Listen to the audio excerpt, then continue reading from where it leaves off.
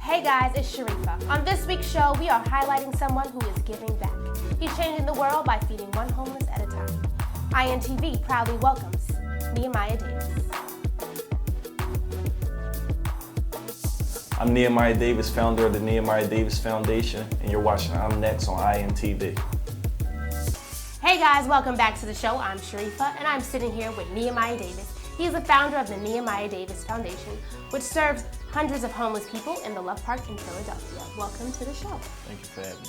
It is a pleasure. So glad to have you here. Tell us a little bit about the Nehemiah Davis Foundation.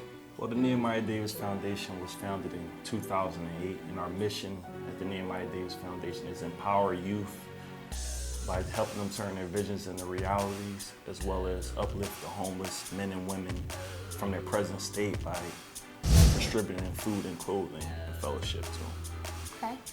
And where did this all come about? Where did you get the idea to start this foundation? Well, 2008, I was making money with one of my businesses, and my mom said we need to begin giving back.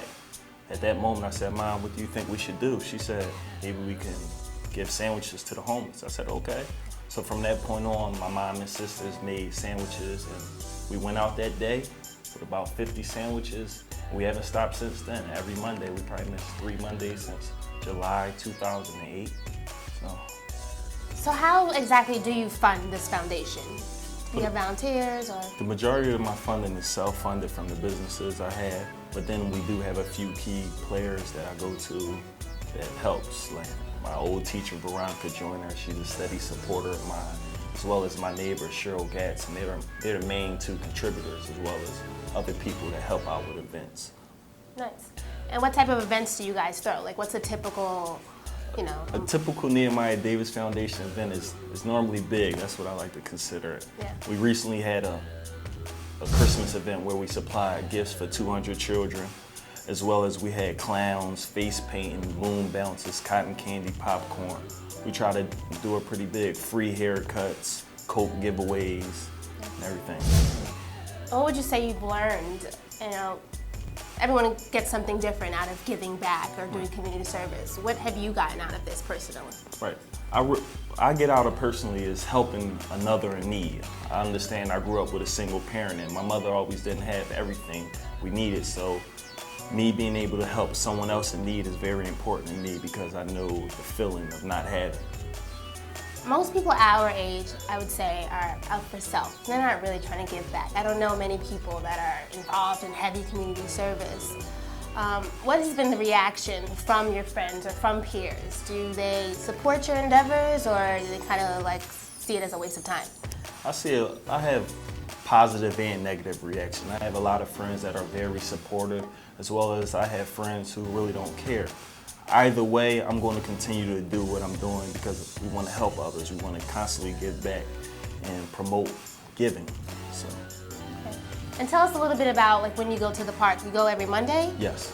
Tell me about that. We go every Monday and Thursday. We drive a carload of people down, take about 3-4 volunteers, normally my mother, my sister, a few others, and we serve them food, we give them clothing, boots, sneakers, jackets, blankets. We give them toiletries such as deodorant, toothpaste, washcloths. So we give them a wide array of things that they definitely need to help them survive out in the streets.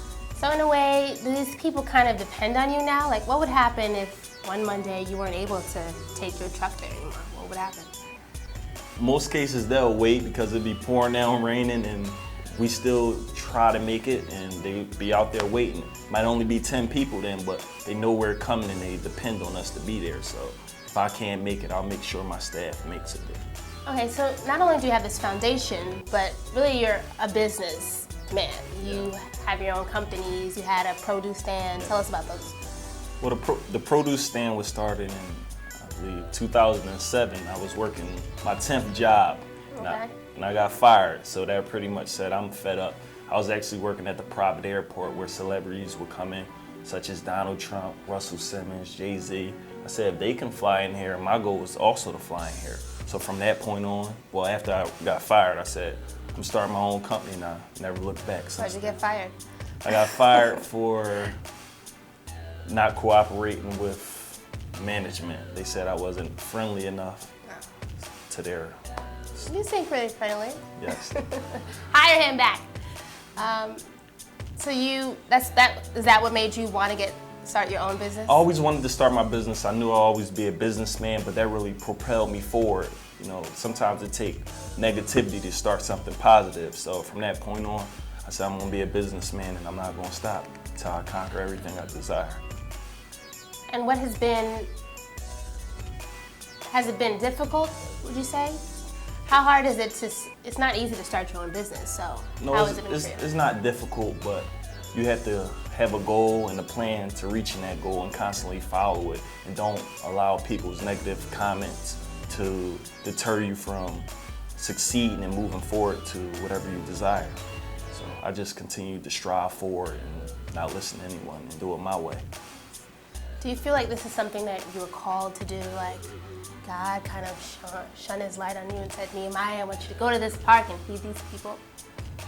Well, I believe from the beginning by my mom naming me Nehemiah, which also he was like a prophet to God. I believe from the very beginning I was put here to give and be a businessman. So I said I'm going to give back as much as I can. That's why 10% of all proceeds from my businesses go to an organization or someone in need, as well as I just wanted to be a businessman. Yes. All right, so now we're going to go to some questions from Twitter. I think we have a couple of questions from our followers on there. Our first question is from Mike Cromally, and he is an aspiring weatherman. And he wants to know, on becoming an entrepreneur, what mistakes would you advise a new up-and-coming business owner not to make?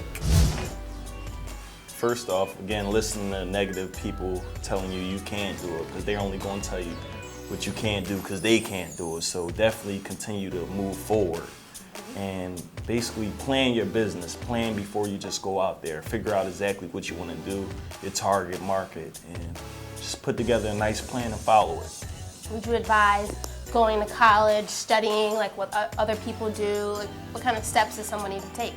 I don't believe necessarily going to college is the key to being an entrepreneur or starting a business. As long as you practice your craft and constantly self-educate yourself on whatever business that is. Know that business frontwards, backwards, sideways in order to succeed and be the best you can be. Our next question is from Juanita Varai, and she's an aspiring singer. And she wants to know, does being young, is it an advantage or disadvantage as an entrepreneur? And where do you see yourself in 5 years? I believe being young definitely has a huge advantage opposed to waiting later in life, because being young, people want to support you. They want to support something new. They want to support you being positive and not following the mold that others follow. You're going a different way with life by having your own, doing what you desire. So being young definitely has an advantage. What would you like to see yourself 5 years from now? Well, currently I manage my own real estate portfolio, as well as I have an assetcleanouts.com demolition/cleaning company where we remove debris and junk from businesses. In 5 years, we plan to continue to promote the foundation and help others everywhere. We like to be the foundation that keeps on giving, and we just plan to continue on with different endeavors such as a book and a motivational speaking tour. Nice.